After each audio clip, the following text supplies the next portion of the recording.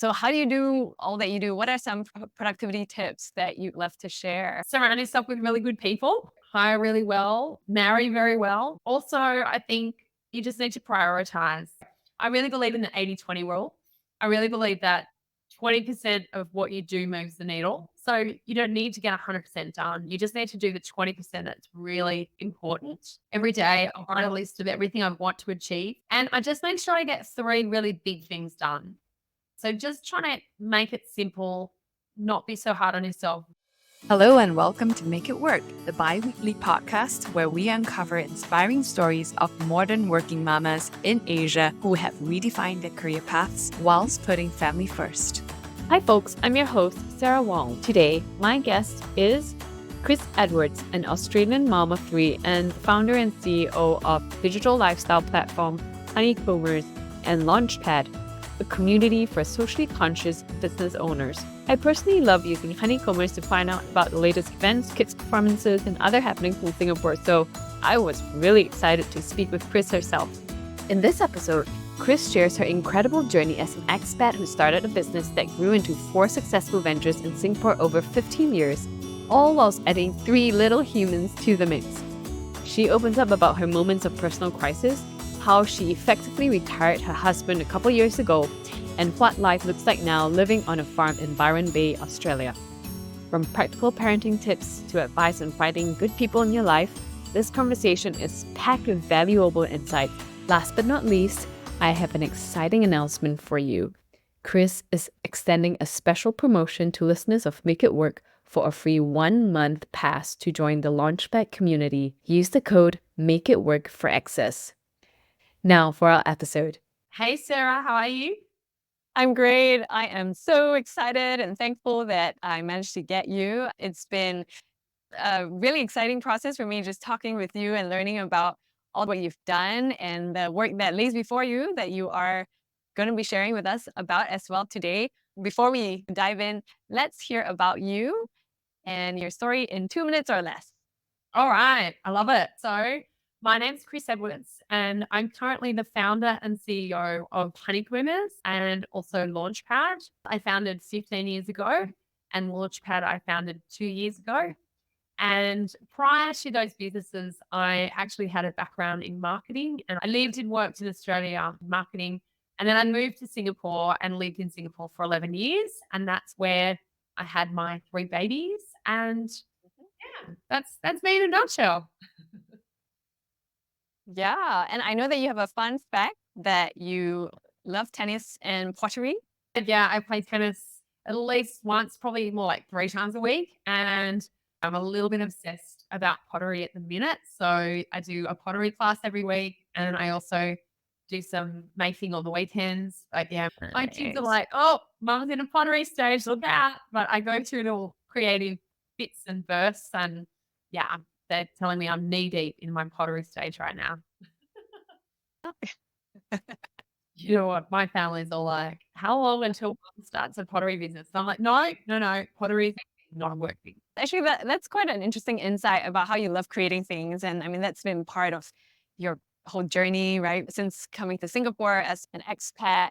But, before we go into that, you just want to get a sense of how you spend your day or your week right now and what kind of season of life are you in? Oh, I'm in a very good season. I think the seasons get better and better as you get older. So, how do I spend my days, my week? So, I always start with fun things in the morning. So, this morning I played tennis for 2 hours and I started work today, yeah, probably about midday, and I'll finish just after this. So, it'll be a short day for me. And yeah, I work generally about 4 days a week. My whole team at Honeycombers and Launchpad, they only do a 4.5-day work week.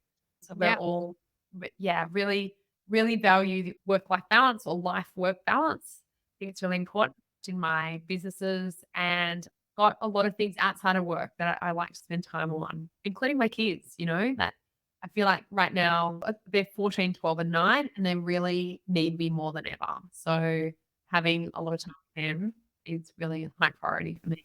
So it must be really nice that in this season of life where you have a little bit more time to be around physically and emotionally, I guess, that you're also able to give that to your family. But I mean, you're juggling so many things as it is. You have your established business, Honeycomb with Honey Kids and all the honeys, and a Launchpad, the community of entrepreneurs. So how do you do all that you do? What are some productivity tips that you'd love to share? Surround yourself with really good people. So hire really well, marry very well, make sure you've got a husband that's very supportive. Also, I think you just need to prioritize. You need to know what's going to move the needle. I really believe in the 80-20 rule. I really believe that 20% of what you do moves the needle. So you don't need to get 100% done. You just need to do the 20% that's really important. And that's about prioritization. So I do a lot of list making. Every day, I'll write a list of everything I want to achieve that day. And I just make sure I get 3 really big things done. And so just trying to make it simple, not be so hard on yourself. Know that if you just get your focus on the 20%, the right 20%, that everything else will follow. And yeah, writing lists, crossing things off, feeling good about getting stuff done. They're all the things that have really worked for me. Yeah, I get the whole list thing. The thing is, I write so many, and I'm not like you. I don't have that. I just need to do 3. So do you keep to that really strictly? And how do you not feel sort of accomplished if you don't finish, the 3 even? I need to think really deeply about, of everything I have to do today, what's going to have the biggest impact on driving my business or whatever it is that you're working on forward. So it's very thinking, and it's thinking deeply about that prioritization. And if you are doing the work that's going to have the real impact, then you should feel happy with yourself. But yeah, I think it is about just not being too hard on yourself, especially as a young mum, because work's only one part of your life equation. You've also got, if you got one really good thing done at work, but then had a really great afternoon with your child where you were able to teach them something, or even just make a memory, like a core memory that they can reflect on, then that's a great day in my book.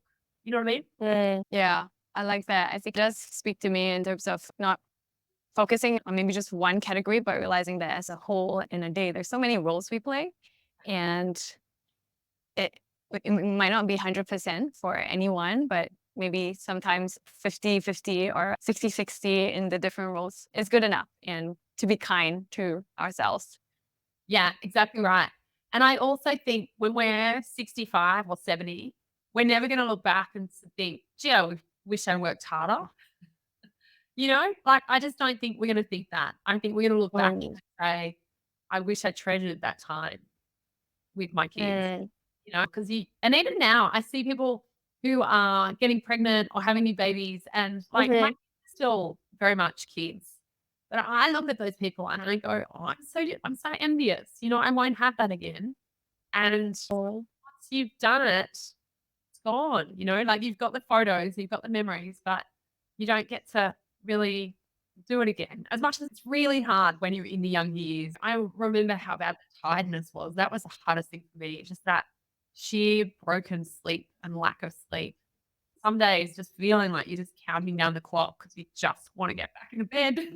I really remember that very clearly. And also with the tiredness, like the emotional, I suppose it's like, what is the word for it? Roller coaster. Like you don't really have control of your emotions as easily when you're tired. And so, I would cry from just lack of sleep.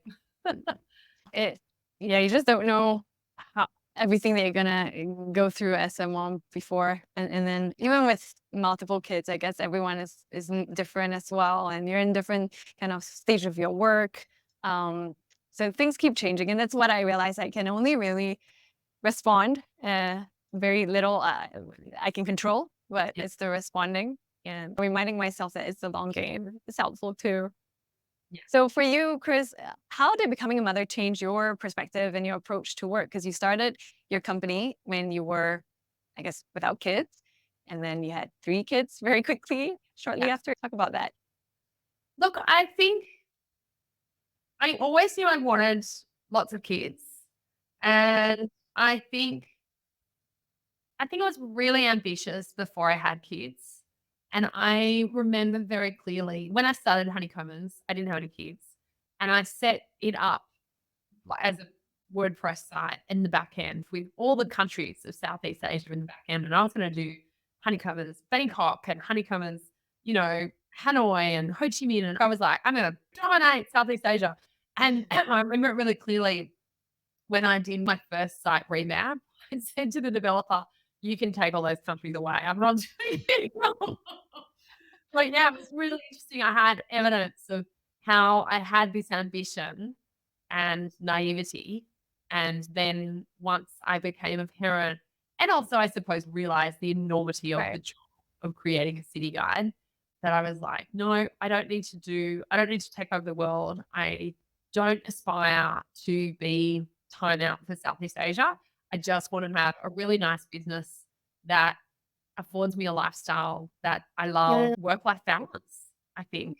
And yeah, I mean, I pretty much did Honeycombers part-time the whole way through. And my husband was incredibly supportive. And to this day, so he stopped work 2 years ago and he's the hands-on parent at home. So I definitely would not have had the success that I've had without him happy to step up and play that role and really support the family. And even before he stepped out of work, he was very supportive and, I think unusually so for a bloke. When I was breastfeeding through the night, he would bring our baby in the room and bring him to me rather than me getting out of the bed. And I would let the kid latch and then I'd pass the baby back and he would birth the baby and put the baby back in. Was that for all three? All three. Because he Cool. also, he's just a World's real, best. a world's best dad, literally, yeah. But Oh, wow. also he just knew I could not cope with the tiredness, whereas he needed less sleep. And he was like, what can I do to help? And so look, I do think if you can surround yourself with really good people, that makes a big difference as to, what you can achieve and what you can get done and how you feel about life. And, if you have people that aren't as supportive, it really can affect you, and I don't mean just partners, but even just people that say negative things, like negative Nazis in your life. Like I really think that's very damaging to your self-agency. I keep hearing this theme of finding good people, whether it's your spouse or in business, in building your village, at home. It's important. I think we all know that. I don't think people set out to look out for negative people. So maybe talk a little bit about what were some things that you did to intentionally find these good people, whether it's at home or at work. Yeah, good question. So I think when you find good people, it's really important to foster and nurture that relationship. Like friends that are remarkably great people, you want to put the effort in. And what I mean by that is if you haven't spoken to a friend for a long time and you kind of get to that awkward stage where you're like, oh, I really haven't spoken to her for months, maybe years. Like, do you pick up the phone and call her or do you just go, that'd be weird. I haven't spoken to her for ages. I'll just let it go. And I suppose in those moments, it's like, you know what, just take the risk and make the call and reach out because that connection and that relationship, it's all worth it. And I think we underestimate the power of the friendships and the networks. No one in their right mind doesn't love a call out of the blue from someone who just said, hey, I'm just thinking about you. Everyone loves that. But I think we limit ourselves and everyone has limiting beliefs, right? So I suppose putting in the effort, investing in your relationships, your new friendships and your old friendships, taking your time out to go and meet new people and get engaged in things where you're going to meet new people, whether it's going to events or just taking that time and valuing relationships, I suppose. Like, I think we don't really think about how valuable relationships are until we don't have them and we're lonely, right? Or surrounded by people that are not wildly positive or, so it's definitely leading to positive relationships. I love the stat, or it's not a stat, of the saying that's you're the sum of your 4 closest friends. And I do think, like, if you were to say, who are your 4 closest friends right now? Do you want to be those people? Or do you aspire to be around people that are more creative or more ambitious or doing wilder things. And then where do you go and find those people and lean into it? Does that make sense? Yeah, and is there any good example from your as you're talking about this, is there someone that you're thinking about or some kind of community that you've found? Yeah, I suppose without it sounding too contrived, I mean, that's kind of why I created Launchpad, the community that I Mm. created, which is about 450 members in Singapore now. So Launchpad Oh, is a community of conscious ethical entrepreneurs, people that are entrepreneurs like myself that are trying to do it better and differently and more consciously with the planet and people in mind. So it's not yeah. profit at all costs. It's Mm. thinking about the people that work for you and thinking about the impact on the planet. So I'm trying with that community to gather like-minded entrepreneurs so that they can all meet each other and lift each other up. So that's exactly what I tried to do with Launchpad. No, yeah, that was my segue for you as well to talk about Launchpad, which I think it's a great community. I know you've offered me that 1 month trial, which I will when I get the time to join. But I heard about your lessons that you shared in your podcast and growing it to 700 member strong community now, and it sounds really great, especially for entrepreneurs being quite a lonely journey to be able to do that. And all power to you because you're also doing it remotely. Yeah, I know. Again, you wouldn't plan to start a business in another country, but yeah, it's kind of worked. And I do get up to Singapore. I was there last week. We ran an event. Yeah. So we're very active and I try and get up there every 3 months or so. No. Well, talking about good people, your husband's obviously one, and you talked a little bit about how he has basically stopped working in the past 2 years. So you've retired your husband. That's really, really exciting. Can you talk about some learnings and observations in that process? Um, retiring my husband, making him the happiest husband on earth. So it actually happened in the middle of COVID. We were homeschooling the 3 kids. And at the time, my businesses weren't going very well at all. Our revenues had pretty much stopped because no one wants to advertise their restaurant if they legally can't have people in their restaurant. So it was a really scary moment in time. And it was a really big leap of faith, but it's worked out really well. And I'm super glad I took the leap, but it was incredibly scary. Yeah, could have gone either way. I mean, someone once Yeah. said to me, the difference between success and failure is razor thin. And I do believe that, like I do believe Mm. there's a lot of good timing, bit of luck. But yeah, I had very good people on my team that really worked very hard along, and I did as well. I mean, we were really nose to the grindstone to make sure that we could keep the lights on and make sure that we could make it through. But yeah, I mean, COVID has made us a better business. So we've come out the other Mm. side, you know, better, more profitable, smaller team. Mm. But yeah, working really well. So yeah, it was a journey, but it works so well now. And yeah, my husband's happily right now looking after my kids. One's doing tennis and one's doing basketball. So he's like taxi mom. But yeah, Wow, he does sound like world's best and maybe world's happiest dad at this point. yes. Well, sometimes when the kids are good, it's all working.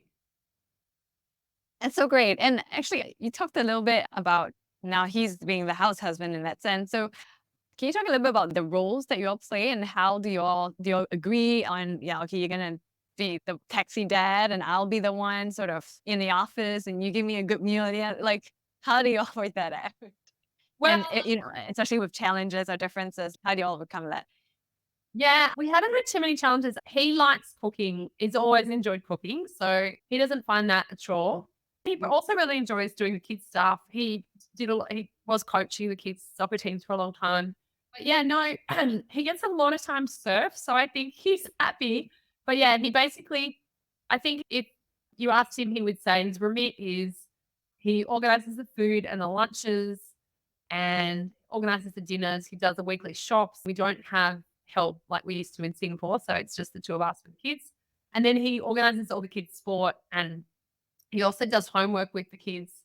And then, I usually work from midday till about 6 o'clock, and I'll come out at 6, and dinner will be on the table. It's going to be a dream. And the kids have usually done their homework, and then we sit down and have dinner. And it's kind of that all works. And we do share, probably we share the washing. I quite like to keep on top of the washing. And it just seems to work. I mean, we live quite a big property, so there's lots to do on the property as well. So there's lots of farming and chickens and gardening and things like that, which he enjoys. Yes, we forgot to add that you do live on a farm in Byron Bay. It's a small hobby farm, so it's like we've got 60 cows, so it's small. Well, talking about, Singapore and Australia, you lived in Singapore for 11 years and all your kids are born there. What were the big differences that you've seen raising kids there versus in where you are now? And what are some observations you've Well, look, I suppose the biggest difference is just having help. We have a wonderful helper, Sylvia, who worked for us for 8 years. And so that was really amazing help. I think the biggest other difference is just the urbanness of Singapore versus where we're living now. So, where I live, there's no shopping centers. So you just don't have that option, which I quite like. So it's just less kind of shopping as a form of entertainment doesn't really happen here. And I suppose where I live, it's a lot more, not really remote, but just not as connected. So on the weekend, I would have played Monopoly with my children for probably about 3 or 4 hours and played tennis. Just did things, doing a lot of time with them. It's kind of a bit slower pace here, which I really enjoy. And that's probably one of the big reasons why you moved back as well, to enjoy a slightly different, slower pace of life. Yes, and to be really close to family, such a big driver. And all my family live very close. So it's really nice.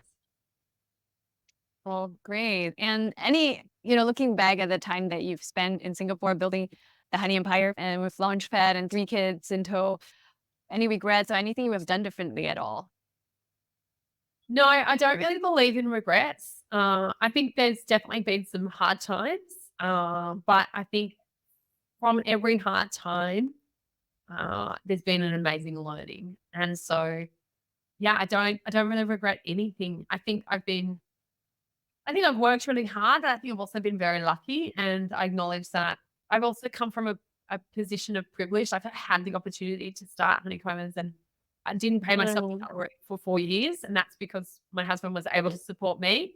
And that's a really privileged position to be in. I've had a really wonderful journey and I feel very grateful. But do not believe in regrets.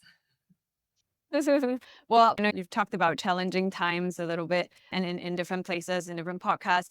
Could you tell us again a little bit about that time with your third kid and how you were building the company and you were having your third kid? Talk a little bit about that challenging period.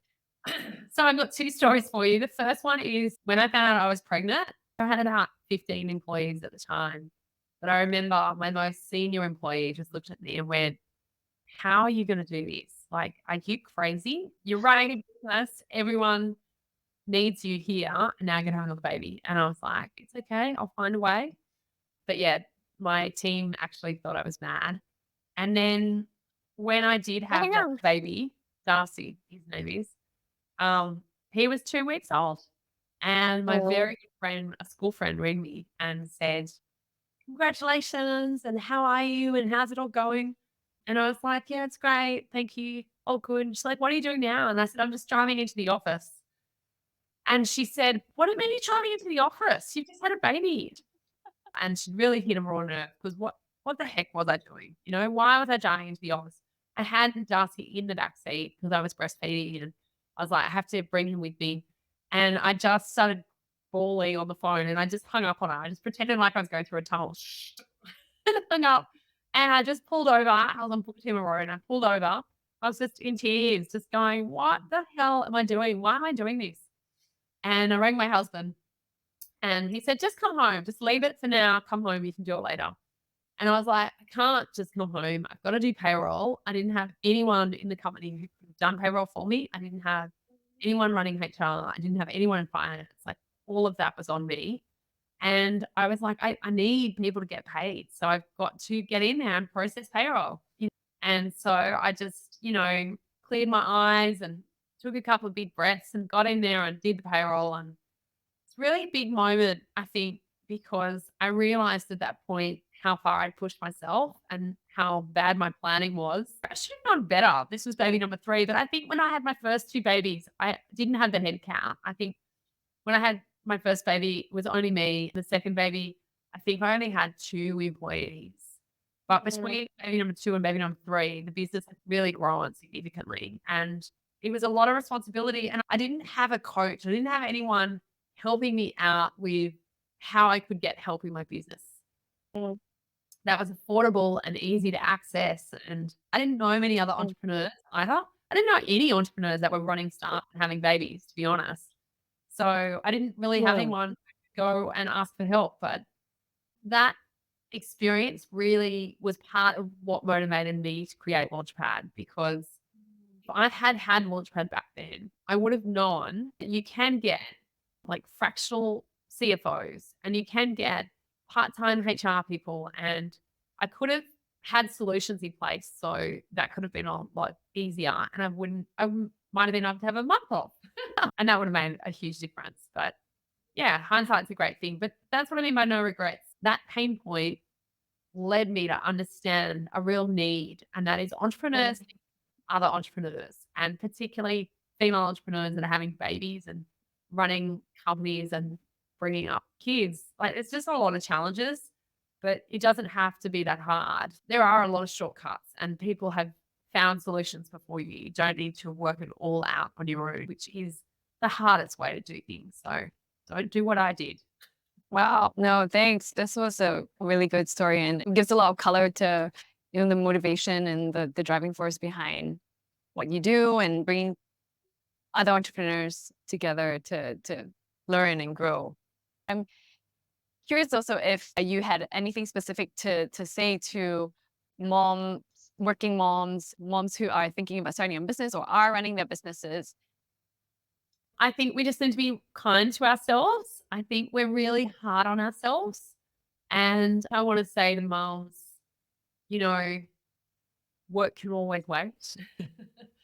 Work can always wait. And I think work is highly addictive. Like, if you're good at what you do and you get rewarded and, work's really nice. It makes you feel good.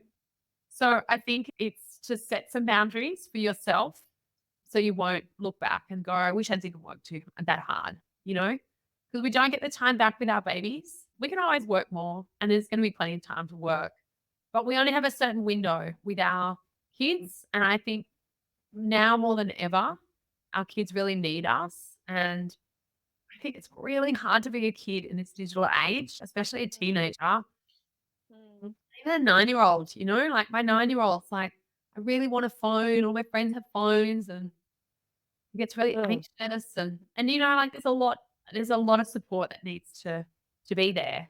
And there's a lot of great support you can get for your kids and provide for your kids. It doesn't have to be all you, but you kind of have to know where they need the support. You need to be really in touch with them to know how you can help shape them and support them. And yeah, it's such a privilege, the opportunity to shape these little people. And I just think, be kind to yourself and don't miss out on that opportunity to really shape these kids to be the very best versions of themselves. That's deep. Yes, I'm letting it just settle right now. Thanks, Chris.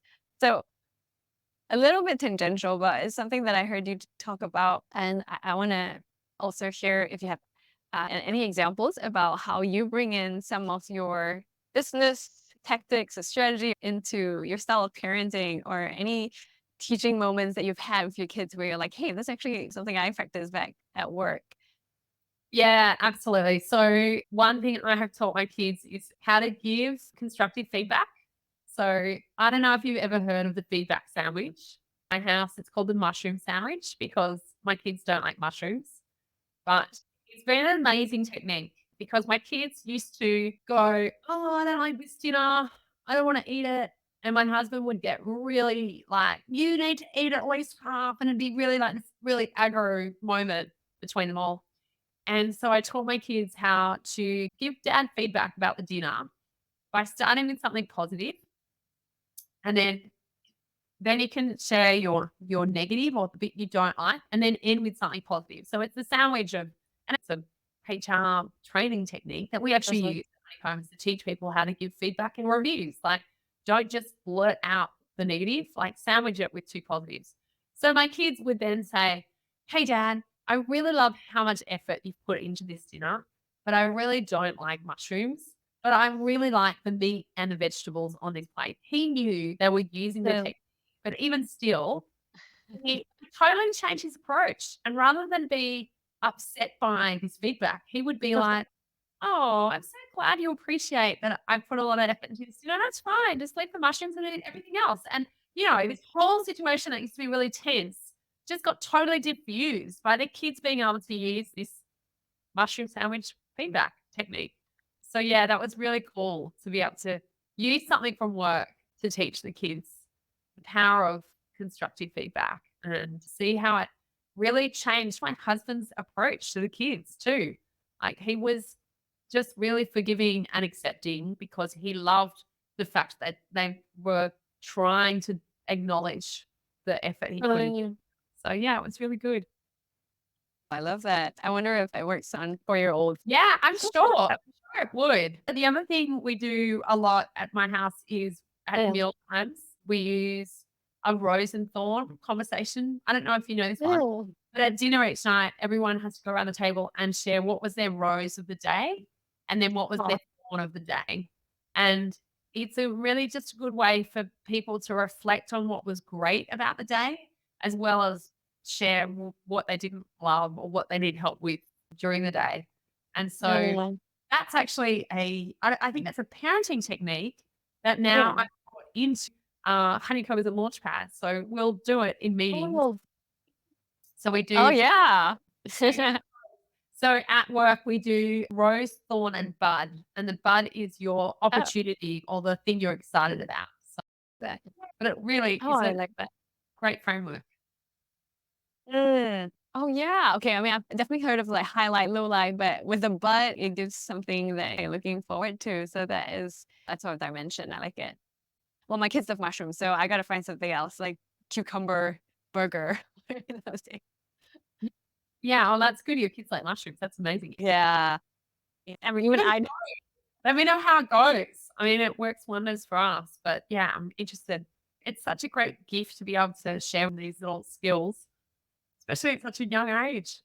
Well, Chris, this has been a great conversation. Time has really flown, and I feel like we've gone so many places. I wish we could spend more time, maybe a part 2 another day. As we round out here, if listeners want to reach out to you, what are some things you love to, talk about or connect on? Yeah, sure. Well, yeah. People can reach out directly to me. I'm probably easiest to find on Instagram. It's Chris_Edwards_AU.